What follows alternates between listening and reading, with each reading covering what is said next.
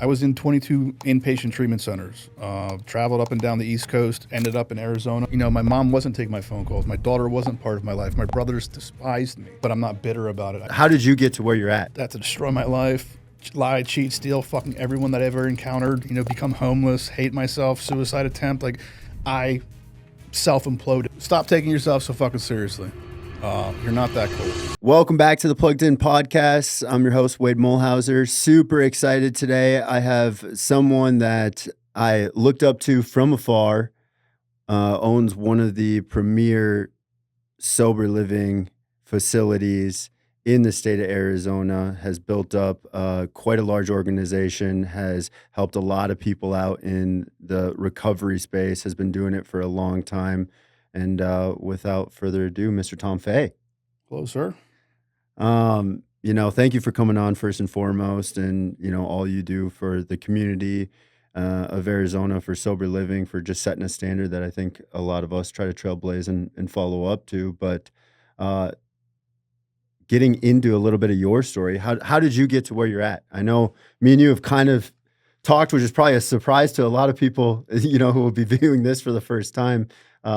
But tell me a little bit about your story. How'd you get here? How have you gotten into the space? What makes, you know, Tom tick? Like how I got here in sober living? Or Yeah. I destroyed my life and fucked everything up. Can I curse? Yeah. All right. Oh, yeah. Because that's going to happen. No, I fucked everything up and got depressed and got isolated and reached out for help, got the fucking help. And then I was out here in Arizona, went to sober living and saw it was just like every other sober living I had been in back east. You are an East Coast guy. Wilmington, Delaware. Okay. Born and raised. And then I lived in Florida for like 7 to 8 years in and out of treatment and moved to Arizona in 2008 because my daughter was born out here. Couldn't get sober. And then 2010, I got sober. Actually, tomorrow is my sobriety date, so I'll have 15 years. That's a lie. Friday's 15 years. Holy 26. cow. But yeah, I mean, the how and the why of it, it's I fucked everything up. I got really messed up, and a lot of people came to help me out, and it turned into sober living and kind of saw that it, you know, sober living sucks at the end of the day. So I was like, how do you make this less sucky, so to speak? And then just kind of put that pen to paper and implemented it, and been doing this for, honest to God, since I got out of rehab. I've been doing sober living. And everyone thinks I'm arrogant and cocky and annoying. I am annoying. But arrogant and cocky, I'm not. I've just been doing this for fucking 15 years. Yeah. So it's like, I've seen people come in, and I remember when you opened up, I called you. Yeah. And I was like, I'm here to support you until I'm not. You know what Yeah. I mean? And I've seen people come in and, you know, we're going to reinvent the wheel and this and that. It's like, all right, dude. Like, and that's what I think I told you when I called you, was like, if it's to help people, I'm all on board, and I'll do everything to help. And I think that's where I got so frustrated with this industry. So I guess people confuse my arrogance for rudeness. I am blunt with people. Yes. But it's just like, dude, like, it's sober living. Calm the fuck down. Right. Let's just fucking help people, you know? And I know we've had our shit. I mean, other people perceived it as shit, but it's like, you can't get mad at someone for helping somebody. Right. So I don't view anybody as competition. I do talk a lot of shit, but nothing I wouldn't say to you. Yeah. I may see it would bust your balls. But like, I found out early on my passion was fucking with people and helping people. So I combined that into a program, and it turned into just strict accountability with structure and, you know, enough freedom. And it's worked. So. And I think that's one thing that I definitely, you know, respect and take from you is the way that you go about helping people is like you're all in, right? You have fun, but you genuinely care about people. And I think that's where, you know, you call it cockiness or arrogance. And I probably from afar at first perceived it as that as well, but it's genuinely, you just care about people enough that you almost want to test people out of like, what are your true intentions, right? And are you in this to help people? Are you in this, you know, to make other people's lives better? Are you in here to make a quick buck, to make it all about yourself and all of that? And that's one thing that I genuinely do as well is you know, everybody wants to ask for else, everybody wants to reinvent the wheel, everybody wants to have this new great thing, but at the end of the day, are they doing it for the right reasons? And you've been doing it for, you know, a long enough time that you've seen what works. You actually started with a different program and really built that program to be completely up until, you know, maybe it wasn't what you wanted it to be before you kind of started your own program. Where did that kind of come from of you getting all the right ideas? Was it just you being in sober living, knowing what worked, what didn't work, and then kind of taking that to build that program into what it was? Or how did that kind of happen? That's the sober living. I won't talk shit on them because that is my legacy. But Yeah. it's like, that is the sober living I went to when I got out of treatment in 2010. So it was like, that was my, like, oh, fuck, this is just like everywhere else. You know what I mean? But it was the people in there that kind of like, something was different in there. So it necessarily wasn't the house. It was the individuals I was with. And we kind of, because back then, dude, in Arizona, I think there was like maybe like 3 like prominent sober livings around. And now there's freaking 100. They're like Starbucks, and they all suck. I don't mean that. Yeah. I fucking mean that. So, but it's like, we were just talking about like what we could do about this house. Okay. Like, here's the contract. It's don't get high. Yeah. Like, what else could we do? And I was, you know, a problem child. I didn't have money. I was eating people's food. I was sneaking out. I was doing everything I shouldn't be doing. And I always bring up when I talk, but like my 18-year-old house manager is the one that like kind of just schooled me. And I was like, oh, you know, fuck you, dude. I'm not gonna listen to an 18-year-old. You know, I'm from Wilmington, Delaware, dork, you know? And he's like, all right, then get the fuck out. And I was like, whoa, hold on now, dude. Like, homelessness in Arizona, no thank you. So, I mean, he kind of, you know, checked me properly. And it kind of motivated me to like, all right, well, fuck, like, this guy's gonna kick me out, so let's conform a little bit. But it was just bullshit with the guys in that house. Back then, it was like I wouldn't even call him a house manager. Like, the guy that was like running the 2 houses, unfortunately relapsed. And my sponsor at the time was good friends with the owner. And he was like, hey, you know, Tommy, we'll do this. And the owner was like, don't like him, you know, like, don't like his style, don't like his attitude.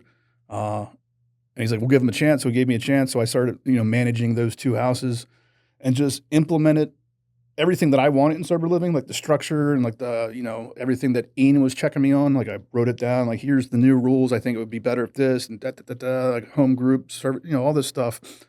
And it fucking took off. And like 2 houses turned into 3, and then went to Colorado and opened houses out there in Vegas, Nebraska, Texas. And, you know, I was still living in sober living. I was still living paycheck to paycheck. I saw my business partner, you know, buy planes, and I'm like, what the fuck? Like, what? I thought we were like, you know what I mean? Like, thought this was like, you know, in the trenches helping people, and like, we don't make money. That turned into, you know, years of that, and it was fucking awesome. Like, I could, you know, literally see people's lives change and like the impact we were doing. But on the back end of it, you know, I got to see the industry and what at least that side of it turned into. And I was like, fuck, dude, like, that's not what I signed up for. Like, and then like the cutting of corners. Like, I'm a drug tester, expensive, so maybe we don't drug test as much, and maintenance is expensive, so let's just, you know, we'll ignore those emails. And like, beds, we don't need to update the beds every year. And it was like, fuck, dude. And then I just got to watch it, like, what I built kind of like diminish in reputation wise. Okay. And it's like, fuck, dude, that doesn't feel good.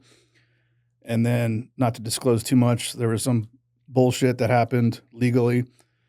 I got tied into it because I was listed as an owner, and then it was just like, fuck, dude, I'm done. Like, I know I can do this better, and not to like, I know this, like the positive side of this is me. Yeah. And I'm taking it with me.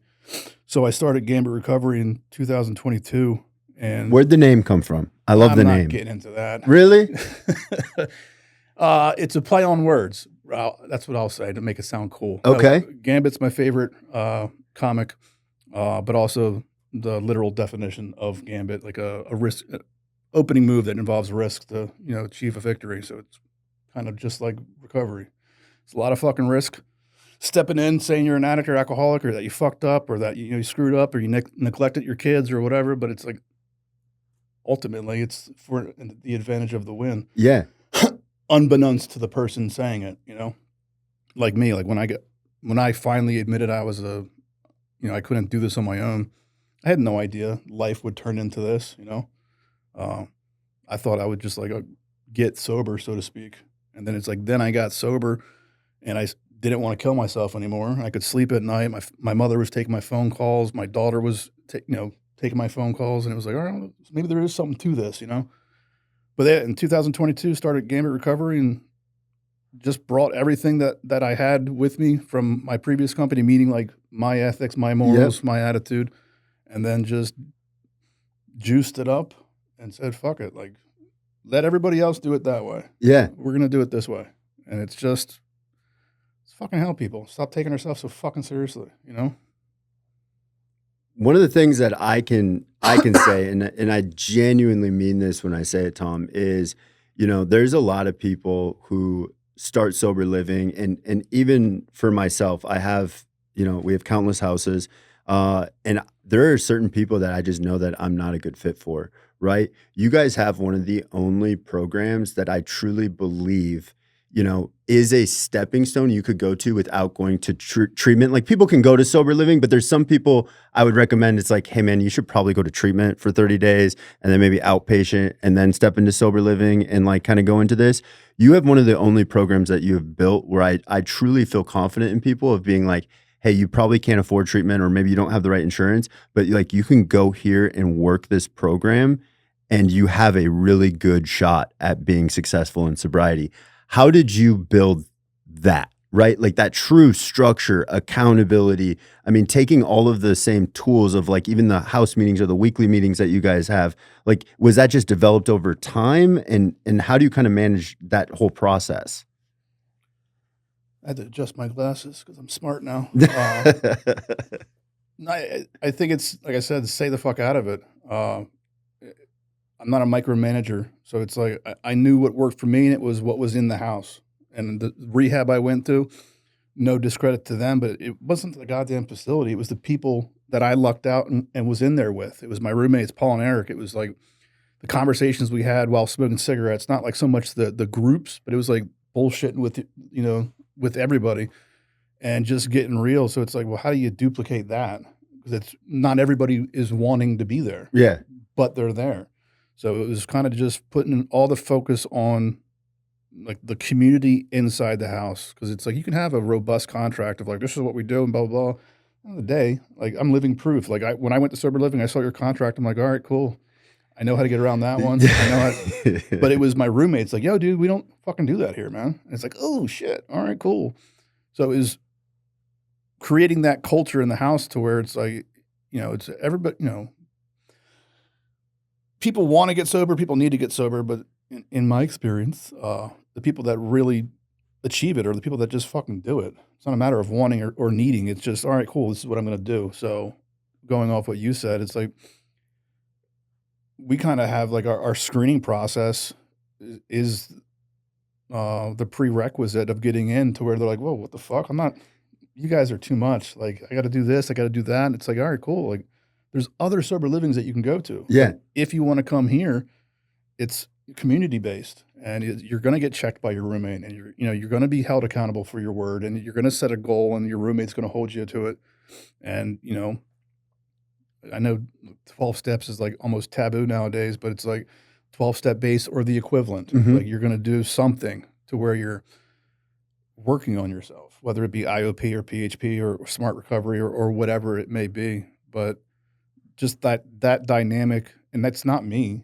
That's the cool thing. It's like we started with 2022, and I'm not discrediting anything. You blew up too. So it's like we started in 2022, and what was it 2025? And we're in 4 states. And, it's like, that wasn't me doing it. I'm not at every single house going, guys, listen to me, and this is how you do it, and this is how you stay sober, and if you follow my 5-step program, Tom Fay, trademark, it's fucking stay the fuck out of it. And the cool thing is it just grows. Yeah. And it's not like a matter of just let them be. It's show them that life is pretty fucking awesome if you let it be. So it's like being sober.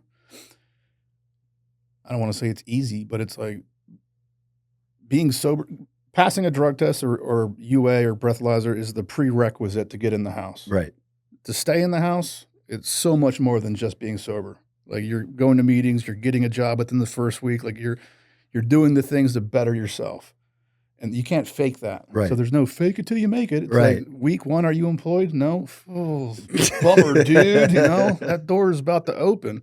So it's just a matter of like setting those goals and then showing every individual it's so fucking easy once you believe in yourself. Yeah. Because you achieve that one little goal, whether it be like a whatever job it may be. It's like, fuck, I just got a job and they fucking pay me if I show up. What else can I do? And then they just keep adding to it, and then the house holds them accountable. And the cool thing is every sober living I went to, it was like I was just a dude in a house. And I think you're good at this too. It's like showing them, it's like, hey, look, we're not just one house. Like this is a huge network. Yeah. And if it's not Gambit Recovery, it's Gambit Recovery adjacent. Like here's the meetings that we like to go to. Here's, and it's all about connections and this and that. So it's that community you can't force it. It just, people want to be part of it or they don't. And so it's like, that's the cool filter that I think we created was people come in and they're like, you guys are kind of too well. I want to fuck off with my girlfriend right now. You know what I mean? Yeah. She's doing fentanyl properly and we're going to figure it out together. So. Yeah, man. I think it's, one thing that I definitely see that you do is the culture that you create. Like you are a culture and a community builder. And I know that's opened up a lot of doors. One thing for probably other people watching is I know how hard it is in the state of Arizona alone. And like my biggest fear, right, is opening up in another state and not being able to be there, like you said, and you being able to open up in California, St. Louis, you're in Washington, and seeing what those guys in Washington, I'm an avid watcher of everything that you guys do online, and seeing what they're building in the state of Washington and like that community that they're just breaking down doors in, it seems like how cool is that to be a part of it, and how did you even get there? Poulsbo, Washington. Never heard of it, but the mayor of Poulsbo reached out directly and was like, you guys came highly recommended. Like, we've seen what you're doing online. We want that here. And so I flew out there and met with them. We talked about which is weird because it's like, recovery is freaking everywhere. But it is different everywhere as well. Yeah. And not necessarily like the Poulsbo area, but like Seattle and that area. I'm not going to say they're anti, because there's tons of 12-step meetings out there, but the people that I spoke with, is the best way to put it, were like, low barrier. It has to be, Gambit Recovery seems like it's, too exclusive and 12-step based. We want low barrier. I was like, what the hell's low barrier? What does that mean? Yeah. And then when they told me what low barrier meant, I was like, then that's not sober living. It's like in the goddamn name, sober. You be sober to be here. Like, well, base it off their actions, not their, this and that. And I was like, yeah. So, I mean, Poulsbo was I won't say a gamble, but it was like, would this our model work out there? And then the answer is yes. And it's like same thing with Missouri. It was like, would this model work out there? It was like, yes. And then LA was just an ego thing. I was told this model would not work there. And I was like, motherfucker, watch, and boy, were they right, So LA has been a challenge trying to not break that culture, but I'll say mesh our culture with the LA culture. I'm still not used to it. Really? It's a very, I love it out there, but it's I don't know. Different. Everyone's tied to a treatment center, tied to an IOP. So like standalone sober living is a dinosaur out there. So when the house is flourishing and like the residents have been there forever, and the new guys and stuff like that. But it's like, I'll say marketing it. I hate that word, but getting it out there. They're like, why would I go there if I have to pay for it when this place pays for it? And they provide food and blah, blah, blah. It's like, yeah, but come on, grow the fuck up, dude. When those guys out in like Washington, you guys start, and you've done that in Chandler with being a part of, you're on the city board and the city council and out there, like you said, the mayor reaching out to you. But I see them doing things like Seattle Mariners games and things of that nature. How do you develop that so well? Is it literally just you doing such a good job that these people are opening doors for you, or was it a transformation of you wanting to get more kind of like political or activist per se, without sounding too, I'm an activist? Yeah, I wouldn't say I'm an Y- activist. I don't know. Really, it's just fuck, dude. It's just getting people out doing things. Like we do Arizona, we do a fuck ton of stuff. But again, it's not like we rented out this, this paintball facility. It's Yeah. like, yeah, that's good for us, but it's like everything we do is community based. It's Yeah. like, hey, we're going to go to this homeless shelter and pass out water and food, and you're going to see what life could have been, and it also works on, residents' gratitude to where they want to bitch and moan about having a roommate or a house manager. It's like, hey, look, this guy's on the goddamn streets in Arizona in the summer, and yet he's showing up to this meeting. Some of them just show up for the food, but they're still here at the meeting. So it's like maybe curb that attitude and Yeah. realize you got it pretty fucking well.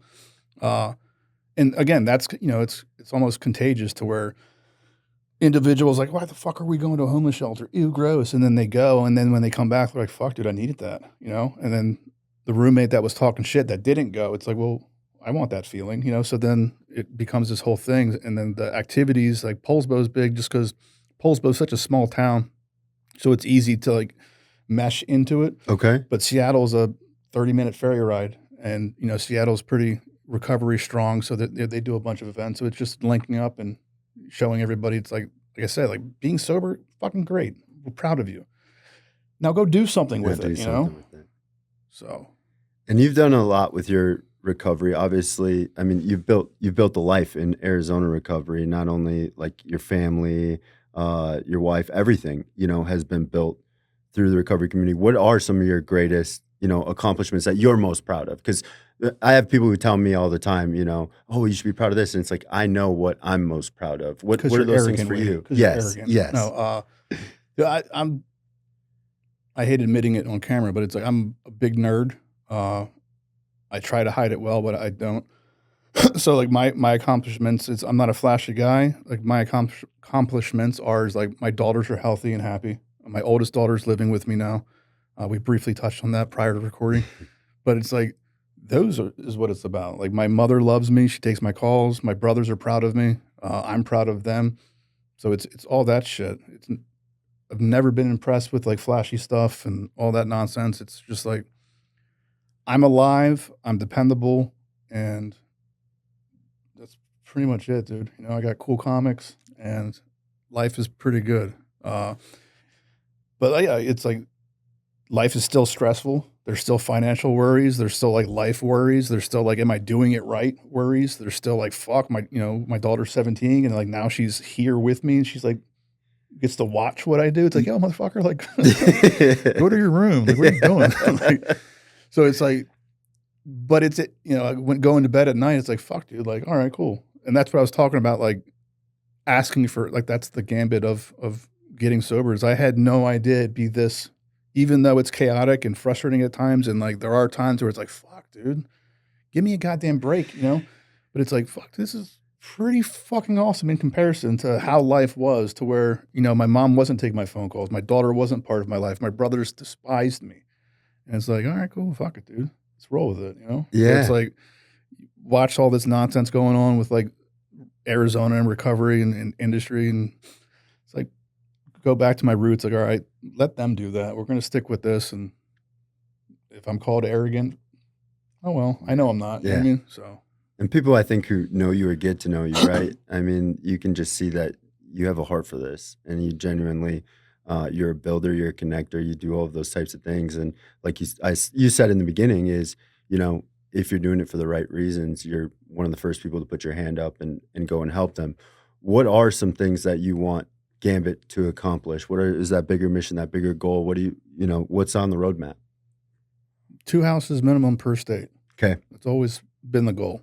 Even before opening, I was talking with my buddy Nate, who became my business partner, and that's what we've always said. Like that's the map. And everyone's like, "That's absurd." And how the fuck? It's like, "Ah, watch me, dork." You know what I mean? Like Yeah. that's what we're doing. And you know, obviously, it's not going to be an overnight kind of thing, No. but it's slow and steady, and it's just like map it out, and make it work, and like I. It's sad to say, dude, the fucking need's there, Oh, and you know, when I travel and I tour other sober livings, it's like, fuck, dude, what is this 99? Like, yeah. what are you doing? Like, good for you guys. So I'm not going to say, I'll even equate you in this as like, we're not ahead of the time or anything. It's just, I think we know what we're good at, and you came from fucking sales, right? Yeah. So it's like, I didn't, I came from shooting heroin. I have zero job experience, but it's like, I don't know. Like I came into it and fuck, dude, it's like, I know what I'm good at. Yeah. And I see many people come in this industry, and I don't want to bash anyone's profession, so I won't bring up the title, but it's like they go from job to job, and it's like, dude, how many jobs you had in 2 years? It's Right. like, well, I'm finally at a position that I like, and it's like, shut up, dude. You're Yeah. gonna be saying the same thing 2 months from now, and then 2 months from now they're at some other facility. I don't want to be that. So it's like, well, how do I not be that? Well, I'm just gonna do what I know I do best, and it's stay the fuck in my lane, not like act like I know everything, and just this is what I know. I Yeah. don't know everything. This is what I do know, and run with it. So yeah, that's the roadmap. I mean, we're currently expanding in Missouri right now. Washington, we're doing more houses. So it's just sticking with it, let the cards fall where they may. When I think, you have, like I said, such a unique and special program that you've built, and you've shown you've been able to duplicate it. And I see the same thing. I was just at the NAR conference out in Ohio, and I look at some of these other states and how they do it. And it's tough not to come from a place of judgment when you're just like, what are you guys doing? And like, how does this work for you? But like, I even see Nevada's trying to open up a NAR thing in New Mexico. And so like, there's plenty of, like you said, there's no shortage of drug addicts, unfortunately, and drug addicts that need solid programs and houses to go to. So being able to expand that out, I definitely think is not even logistically, it sounds like a nightmare just from the outside looking in, but it's just like you said, how to do this, and you one of the, if not the best at it, right? Like building that program out. Colorado, you've had experience in Colorado. You thinking about going out there? No, Not right now. not yet. No, my wounds aren't healed yet from, Okay. from that stuff. But I like what you said about, like, again, I'm not knocking anything. I'll bring it back to like the individual that goes to those facilities or housing. It's like, fuck, dude. It's like that's their first impression of what sober living is. So it's like, in a sense, you're giving us. A I mean, like bad those. name. You're giving me a goddamn bad name. We're not like that. Yeah. It's like, oh, it's this and that. It's like, yes, they are. That's why. And I think that's the coolest thing. It's like, when people do come in, they're like, fuck, dude, this is nothing like what I thought. And again, it's not the physical house. Yes, they're nice, but it's what's in the house that speaks to people where it's like, fuck, dude, like my stuff is safe. I'm okay. Like, whatever. But yeah, no, they're places, they're out there. And they're doing well, which is the weird thing. Yeah. What are some of your, and I had talked a little bit when Paul was here, because I had stayed in Paul's houses. How do you, because you're someone who's very invested in the people in your houses, right? You genuinely care about them. I know there's a couple of people that I mutually know of yours that I've seen you help, get to where they're at today. But there's also those people that you invest in that they don't let me down, right? Or let you down, but they let themselves down. And by default, you can get wrapped up in that of like, damn, dude, like, what are you doing? Like, get your head on straight. Then I forget that I was that person too. How do you speak to someone like that, or how do you stay grounded in what you're doing and grounded in who you are and what you're building, and not some of those tragedies, the people who relapse and die, and etc. Yeah, just don't. I mean, that's the most simplest answer. It's like, I'm not the king of sobriety, and I don't ever pretend to be. So it's like, you just said it. It's like, dude, anytime someone comes in, or whether not even in Gambit Recovery, like a friend, or, I got a lot of family that's in the program. So it's like anytime someone, I'll say, fucks up or falls short, or does something stupid, it's like, fuck, dude, like, yeah, that's not a surprise. That's what we do. Yeah. It's surprising when we do stay sober. So it's going back to that, like, fuck, dude, like, I was in 22 inpatient treatment centers, traveled up and down the East Coast, ended up in Arizona, so it's like, I'm not here to be like, this is how it's done. Yeah. And if you don't get it right the first time, dude, shut the fuck up, Tom, And that's the conversation in the back of the head. It's like, so when you see someone fucking up, it's like, look, dude, I get it. Yeah. I can kind of tell you what's going to happen, but you're going to have to figure it out on your own, But yeah, dude, I had a cousin that came out here years ago, and went through the cycle of addiction out here in Arizona, and just was released from jail. And it's like, hasn't talked to me for like over 2 years because I set healthy boundaries or this and that. And it's just like, you want to reach out and be like, hey, but it's like, fuck, dude, like, you're gonna have to have that experience, and when he's ready. Because did you get sober the first time? No. Yeah. So how many times prior to getting sober did someone say like, hey, Wade, you might have a problem? A lot of times. Yeah. So it's like, and that was my whole adolescence to my late 20s. It didn't click until I was like, oh, fuck, dude, this kind of sucks. You know what I mean? Like, fucking kick my own ass. So I know my words people don't listen to majority of the time. So it's like, I don't want to burn those calories being like, this is what you should do. And blah, blah, blah. It's like, fuck, dude, like, don't you want a better life? Yeah. All right. Well, when you're ready, let me know. So I hope that answered your question. Yeah, no, that does answer the question. How about advice for, maybe someone who's looking for a sober living, whether it's in Arizona here or, somewhere else, or, mom or dad who's just like spent, right? Don't know what to do next. What should people look for in a sober living? What recommendations do you have for people who might be starting that process or even thinking about that process? Tour it. That's the number one answer. Physically go look at it. Could have the best website with the prettiest brochures. Go to the fucking house, meet the residents, and then ask the residents questions. Fuck the staff, So it's like, hey, is this place legit? 9 times out of 10, they're like, no. So get to the house. So if you're looking for sober living and you have the capability of getting to do a tour, or your family's still supportive and able to go do a tour, and then ask the questions about, like, is there drug testing? That's pretty important with sober living. And then just get a feel for what it is. If it's just a house where it's, we're drug free, if that's what you're looking for, then then perfect, good fit. But if it's like, I want a safe place to stay with opportunity to better myself, then, the residents will be like, if they're all sitting there with their shirts off playing video games, probably, they're not there bettering themselves. But if it's like you go do a tour and there's one resident because, everyone else is at work, that's a good sign. The resident helps with the tour and this and that, and that's also a good sign. But yeah, it's like, get to the house, see what it is. Is it, depending on whatever state you're in, is it licensed? What's the oversight look like? Drug testing, breathalyzing, what are some of the rules? Those are the main ones. But if it's just have $150 a week and here's your bed and don't worry about that dog, he don't bite much. It's like, all right, cool. I know what this is like. So, well, no, I love that you say that, because in the shirt off comment, because that was one of the things when I went into sober living. It's actually the part of the reason Plugged In started, was because I had gone to a lot of these different sober livings. Now, granted, you wanted to have your shirt off? No, I didn't want to have my shirt off. But I went to a lot of these different sober livings, and now, granted, there were some of them I didn't give enough of a chance because I couldn't stay sober long enough to even give the house a chance, right?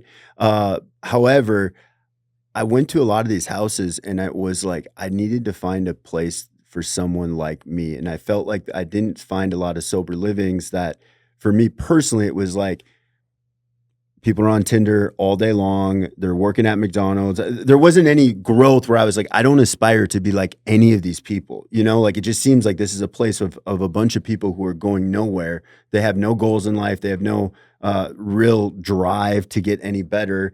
And so when they're looking for a place that's like that, that's what I love that you said that, of asking residents, you know, what are you guys held to? What goes on in this house outside of just you going to 9 and 5 and checking in and checking out, maybe doing your chore, right? When it comes to, you know, advice for someone who is starting out in sober living, and this was something that I had a problem with a lot of times, is how do you talk to people about making the commitment to your program?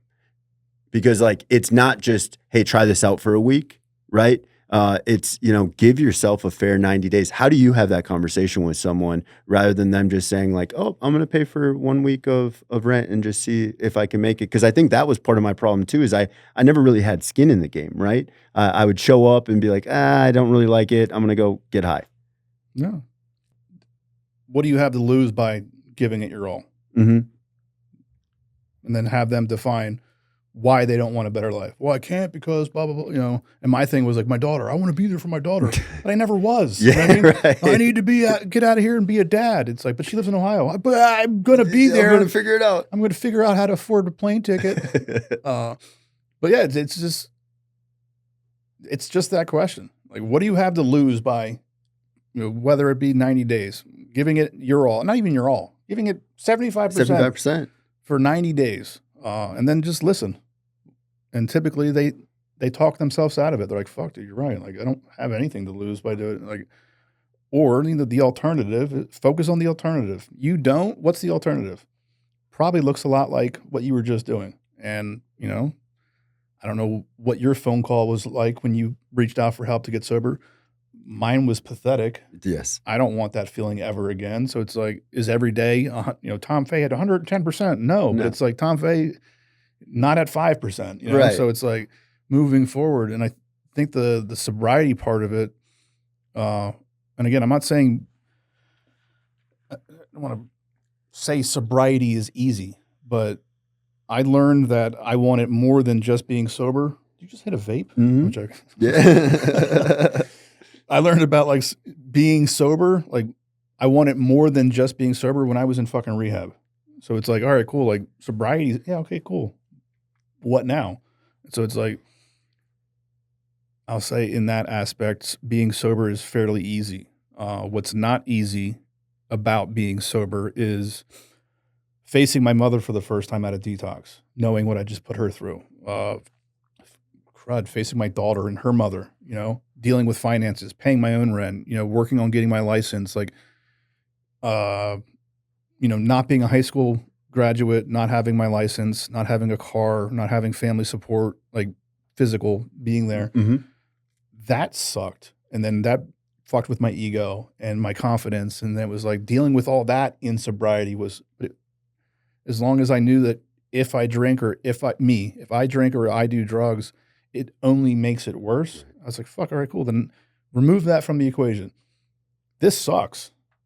What do I got to do? Get a fucking license. Well, how do I do that? You know, well, state of Delaware says I have to do IOP. You know what I mean? I was like, motherfucker, you know?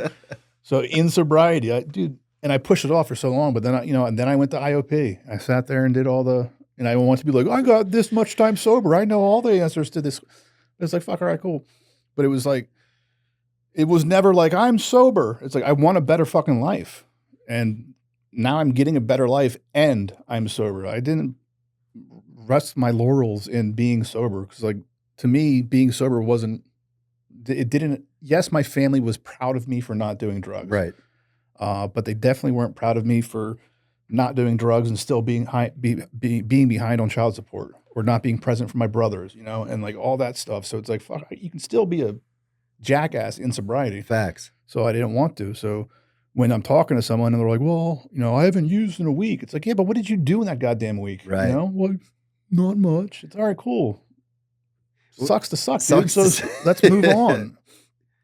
So. And that's where the social model, I think, of sober living and you know, you can have positive peer pressure around you. Like you said, building that culture in the house. One tip that you had given me, you know, when we had spoken 2 years ago or whatever it was, when you had said getting people to commit to a longer period of time, right? And not only did it help my business a lot, right? But in turn, it helps people when you get them to commit for 30, 45, you know, 60 days of just like, hey man, go all in for the 60 days and I promise you your life can look different. And it's not just, you know, 1 week showing up in the house or, you know, you hit a meeting this week, great, right? Pat on the back. But it's like, what did you accomplish? Did you go help someone else out? Did you help your roommate get to a meeting this week? Like the little things that you start seeing, then it click for other people, I think is such a game changer in this business. And that is something that only a social model of sober living can really help provide. Because if you're, you know, going home and you're dealing with the same stuff with your wife and your kids or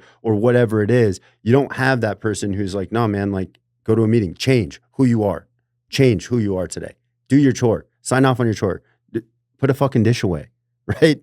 Like, Yeah, corrective feedback. Yeah, it's huge. And I noticed our amount of time where people stayed in sober living, our average length of stay went up, and by turn, people are having better sobriety and they're getting better results and things of that nature. And it's just that little twist in thinking that can change everything.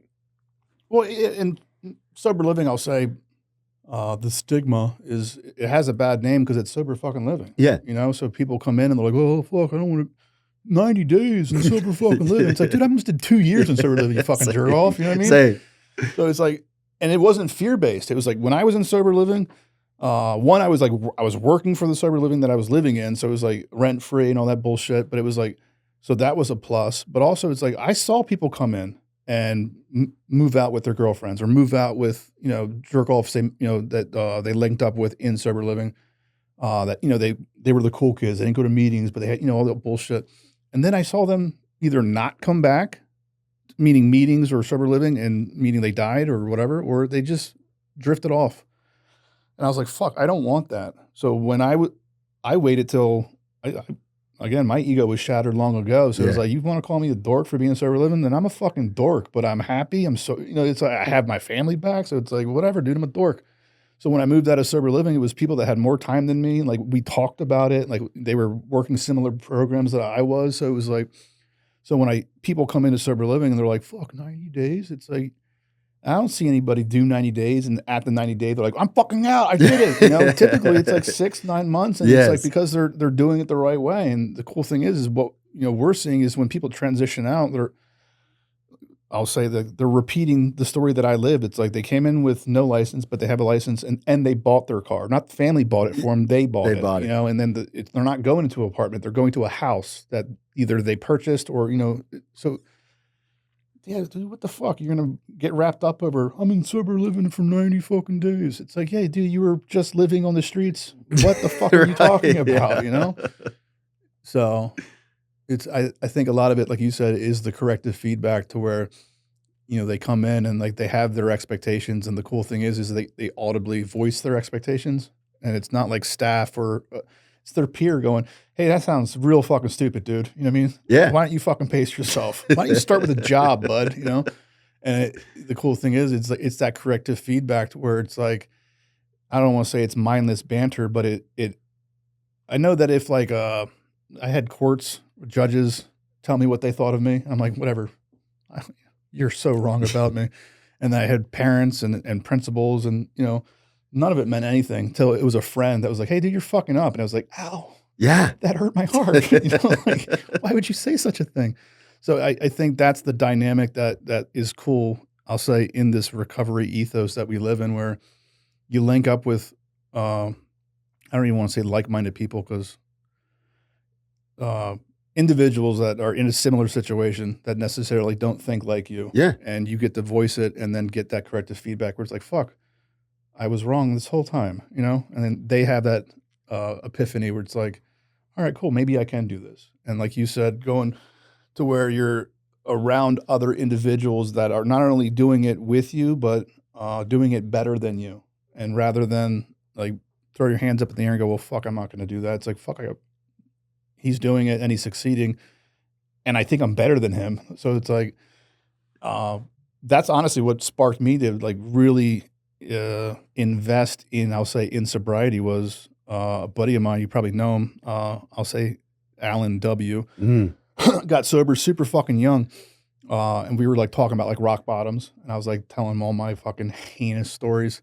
And he's like, I can relate, you know? And I'm paraphrasing, but he's just like, yeah, I knew I had a problem. And my rock bottom was, he's like, whatever. Like came home from whatever, and his dad was like, took his car keys and was like, taking the car. He's like, I knew right then and there. And I was like, what the fuck? Like, but I saw him come in at a super, I think he was like 18 or 19.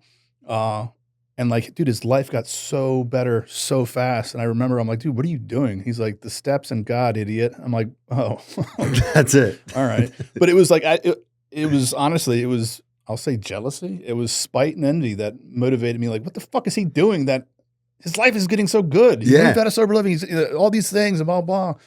And it was just yeah, dude, this is what I'm doing. I'm like, oh, fuck. All right. Well, I'm going to give that a go, you know? Yeah. So that kind of molded, that was like at like 6 months in sobriety where I was like, fuck, dude, like maybe there is something to this bettering yourself thing.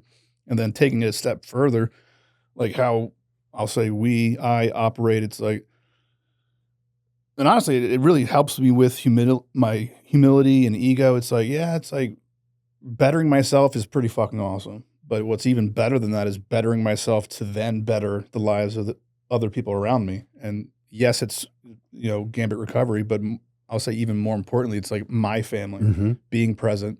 What can I do for them and not making every day about me?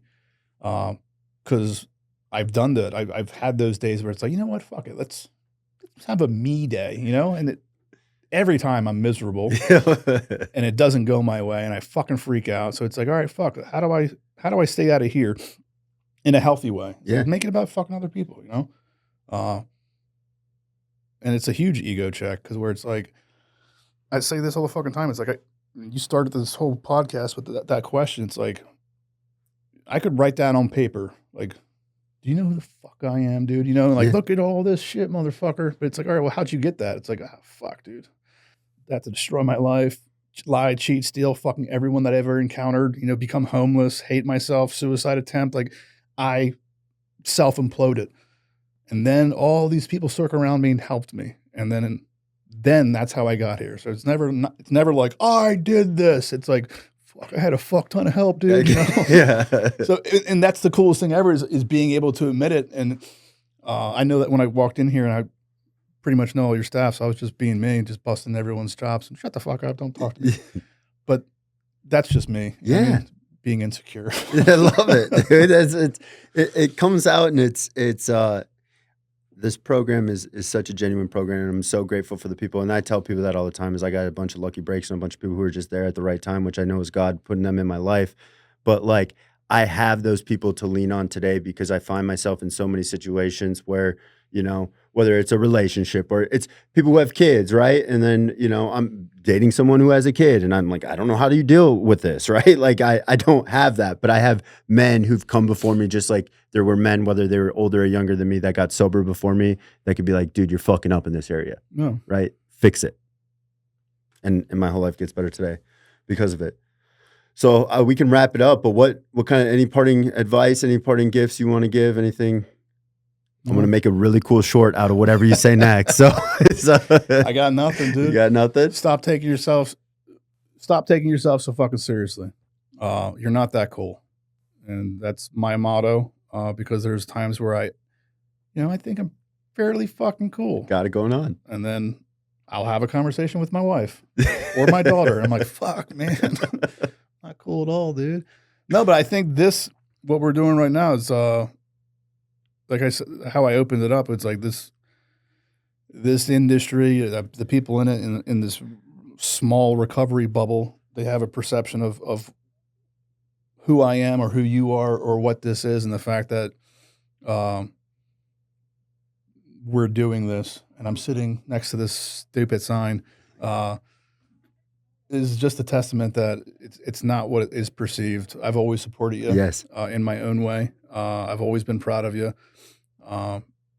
So you've done awesome stuff. So it's like, I'm just glad to be part of it in my own way. Yeah. And the fact that you reached out and yeah, dude. So it's like I said, I've been doing this for a very long fucking time. But I'm not bitter about it. I've been doing it for such a long fucking time because I fucking love it. So when I see people come in and do this shit, and it's like, dude, like, I talk shit, I bust your balls, but at the end of the day, you said show up. Fuck yeah, dude. You know? So it's just a matter of, that's my way of being accepted, Yeah. So it's like, whatever the fuck you're struggling with, the only way that I found a way out, and I've witnessed thousands of other people finding a way out, is talking about what you're struggling with, and then, uh, even if you're not ready for asking help, but just voicing what the hell you're struggling with, and then being receptive to the feedback you get, to where it's like, I'm struggling with this. It's all right. Well, cool. Like, let's get you here. And it goes back to like, what do I have to lose? You know, am I happy right now? No.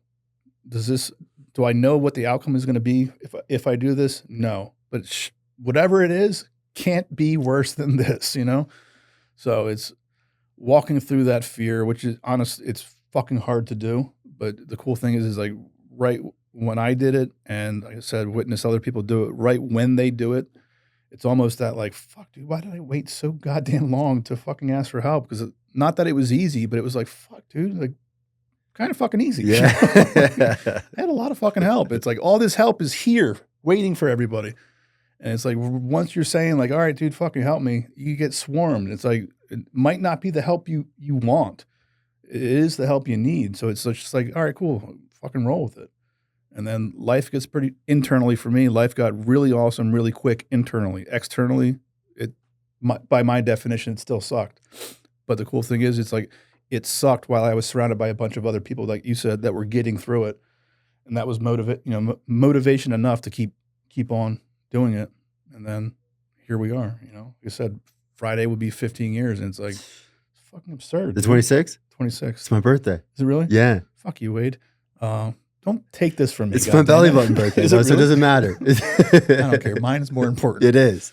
So, well, happy early birthday. Thank you. You as well. And thank you for being here. Most importantly, Tom, thank you for building Gambit Recovery. Thank you for coming before me, because I fundamentally know that if it wasn't people like you who led the path, I wouldn't be here today either.